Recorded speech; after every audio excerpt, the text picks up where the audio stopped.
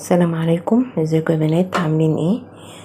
انا علي عبد الدايم. هعمل معاكم النهارده وسك الغلابه او الوسك الحلال او سلطه الحاتي.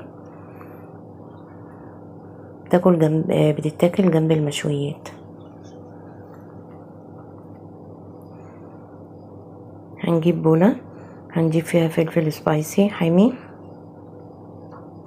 متقطع قطع صغيره، بصل قطع صغيره، طماطم قطع صغيره، خيار قطع صغيره. طبعا ممكن تضيفي اي خضره انت بتحبيها. وهنجيب المبشره، هنبشر 2 طماطم، وبعد ما نبشرها هنرمي القشر بتاعها